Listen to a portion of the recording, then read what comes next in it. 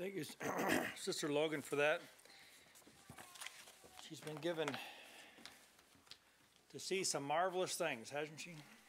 Sharing with the brethren. I want to take this opportunity to thank the Lord for helping me to be able to comprehend some things in His parables that I think I had overlooked, and they're vital things to see. See, anytime Jesus speaks, the words that He says are vital for His people to imbibe and understand. They're living and they're active and they're able to conform us, to help us to be transformed into His image. The text before us, so this will be a conclusion in part to what I'm going to speak on the parables for right now. I'm moving on to a more general subject of the words of Jesus. There's a lot of things that Jesus says. His words, they have got to be understood. And I fear in the generation that we're in now that the vast majority of professed followers have not heeded or even imbibed the very words of Jesus. They've fallen on ears that can't hear. And yet the Lord's provided an assembly of saints, and this assembly is all over the world.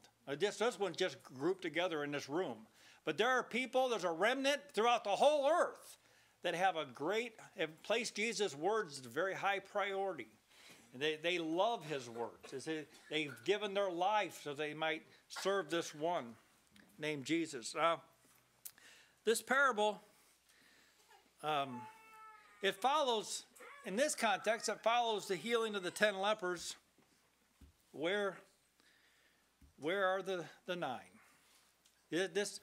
Jesus still talks like this. Jesus still feels like this. Where I did a work in more than just one. Where are the 9?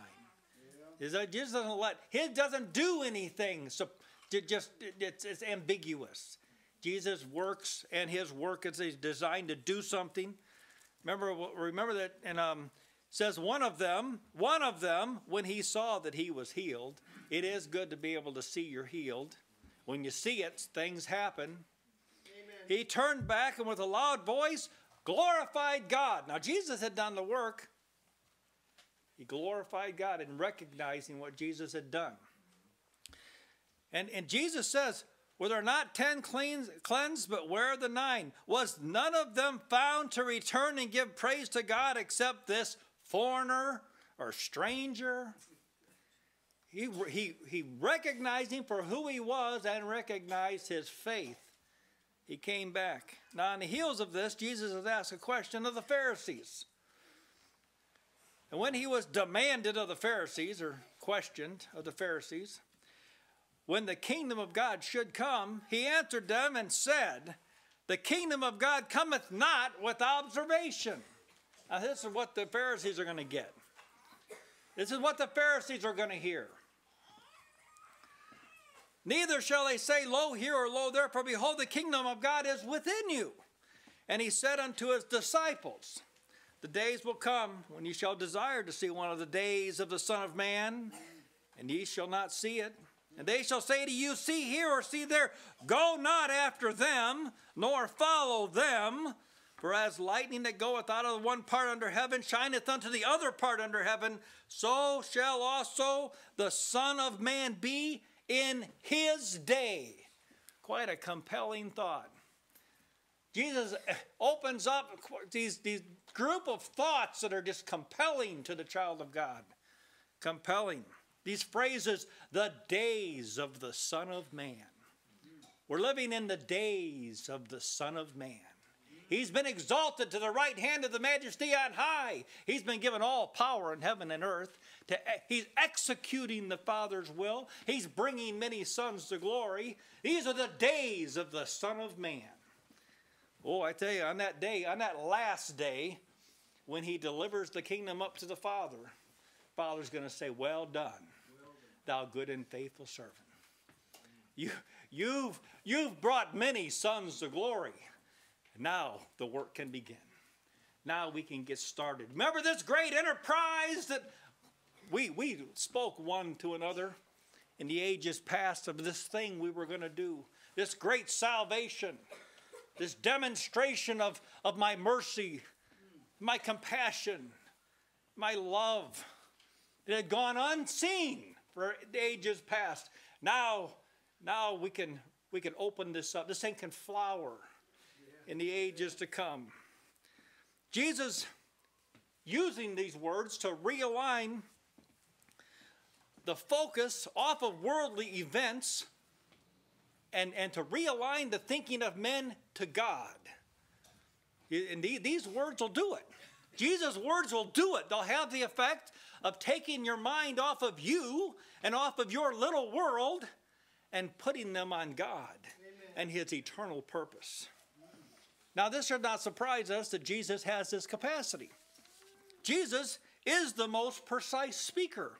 So we should expect when we give ourselves to his words that we'll be more specifically aligned with the eternal purpose of God. See, this will work in you both to will and to do of his purpose.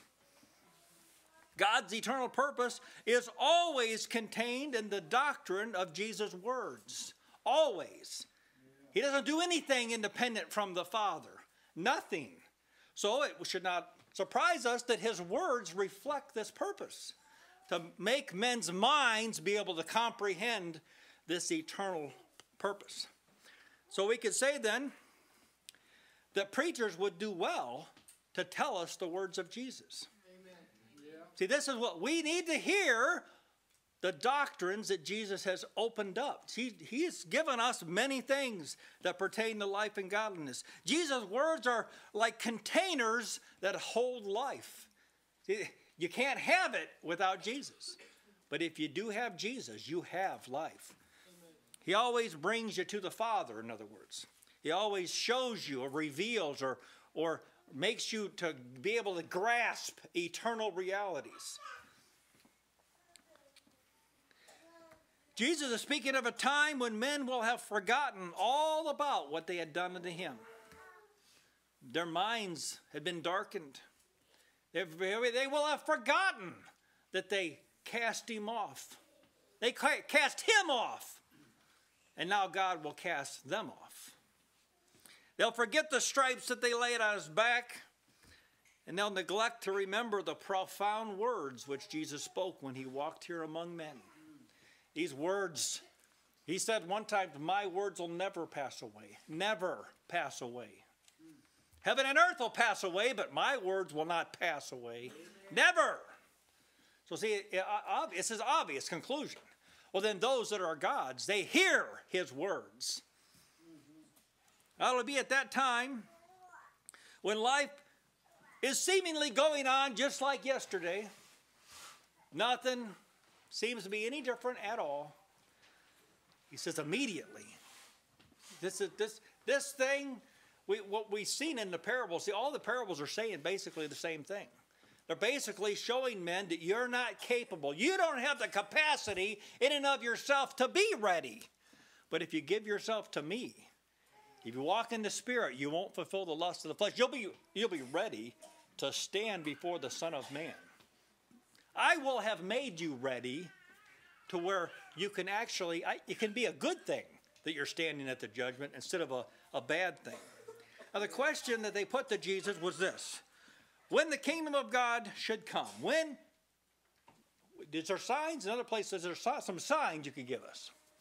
Well, we know the evil generation seeks after signs, but there are some signs. But Jesus is going to reveal something that they don't really understand what Jesus is going to say to them.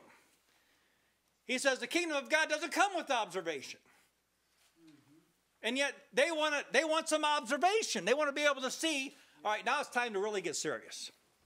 We've lived our lives sloppily, but we want something. We want to know, when should we be serious? It's okay, I'll tell you. It'll be just like in the days of Noah. That's what they heard. This is what the Pharisees would have heard. He's going to compare the days of Noah with a similar day. He says, okay, now we're going to make this comparison. In the days of Lot, even thus shall it be in the day when the Son of Man is revealed. This is what's going to be like now.